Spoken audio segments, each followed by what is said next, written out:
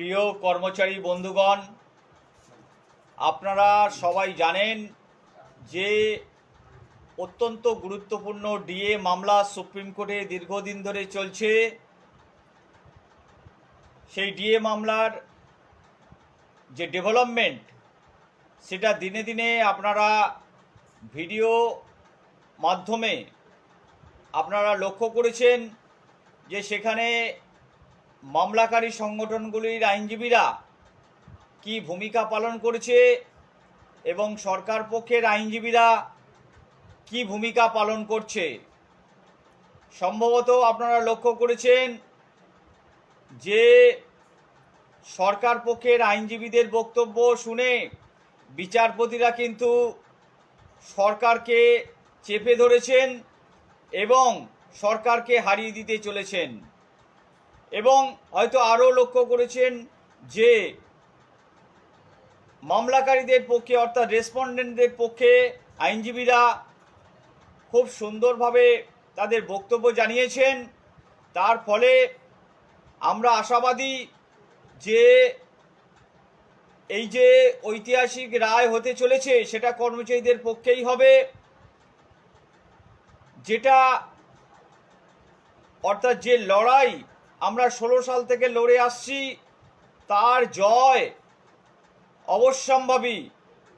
এবং পরপর 4, 5, 6, 7 August day to day শুনানি হয়েছে। তারপরে 12ই আগস্ট শুনানি ছিল, সেই দিনে হয়নি। রাজ্য সরকারের আইনজীবী কপিল সিব্বাল অনুপস্থিত ছিলেন। তার পরবর্তী ডেট পড়েছে 26/8/2025। আশা করছি ওই দিন সম্পূর্ণ শুনানি শেষ হয়ে যাবে এবং ওই দিন কন্টেম্প পিটিশন রয়েছে। এবং কন্টেম্প পিটিশন আপনারা দেখেছেন যে ইউনিটি ফোরামের কন্টেম্প পিটিশনটি প্রথমে রয়েছে, তারপরে আরও দুটি মামলাকারী সংগঠনের কন্টেম্প পিটিশন রয়েছে সিরিয়ালে। এবং বিচারপতি মাননীয় সঞ্জয় কারোল এবং সন্দীপ মেহতার বেঞ্চ আগামী 26 তারিখ কর্মচারীদের পক্ষে ঐতিহাসিক রায় দেবেন। হয়তো কন্টেম্প পিটিশন শুনে সরকারকে ইমিডিয়েট 25% প্রদান করতে বলার নির্দেশ দেবেন।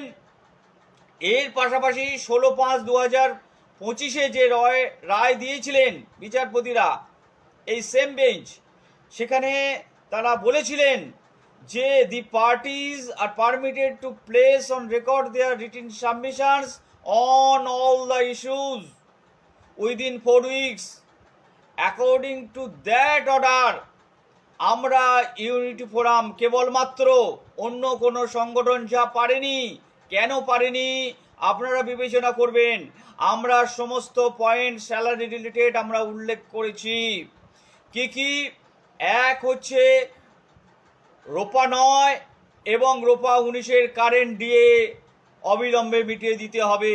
শুধু রোপা 9 নয়, রোপা 19 সহ, অর্থাৎ 1/1/2006 থেকে টিল ডেট অফ রিয়েলাইজেশন আমাদের ডিএ দিতে হবে। এবং সমস্ত বকেয়া ডিএ এর উপরে বছরে অন্তত 10% সুদ দিতে হবে। এর পাশাপাশি 2 নম্বর দাবি হচ্ছে যে 1/1/6 থেকে 31/3/2008 এই যে 27 মাসের বেসিক মেরেছিল সেটাও দিতে হবে। 1/1/16 থেকে 31/12/2019 পর্যন্ত 48 মাসের বকেয়া মেরেছিল রোপা 19-এ, সেটাও দিতে হবে। কারণ বেসিক কখনো মারা যায় না। একটা সাংবিধানিক গভর্নমেন্ট 309 আর্টিকেল ইম্পোজ করে বলতে পারে না যে 48 মাস আমি ফরফিটেড করে দেব, 27 মাস আমি ফরফিটেড করে দেব। নোশানালি বলতে পারে না, ওটা আমাদের প্রাপ্য। এর পাশাপাশি বঙ্গভবনের জন্য যে পার্মানেন্ট অর্ডার করেছে তাদের হাউস রেন্ট অ্যালাউন্স দেওয়া হয় কেন্দ্রীয় হারে, অর্থাৎ তারা এখন 27 অথবা 30% এইচআরে পাচ্ছে। আমরা 15% পেতাম, সেটা স্ল্যাশ করে 12 করে দিয়েছে। অর্থাৎ হিউজ ডিফারেন্স হাউস রেন্ট অ্যালাউন্সে। আমরা কেন্দ্রীয় হারে হাউস রেন্ট অ্যালাউন্স দাবি করেছি সুপ্রিম কোর্টের কাছে, এবং তার পাশাপাশি বঙ্গভবনের কর্মচারীরা ট্রান্সপোর্ট অ্যালাউন্স পান কেন্দ্রীয় হারে, আমরা কিছুই পাই না। এই সমস্ত দাবি আমরা করেছি। দেখা যাক সুপ্রিম কোর্ট আমাদের দাবি অনুযায়ী কতটা দেয়। 5টা দাবি করলে যদি 3টে 2টো দেয় সেটাও লাভ।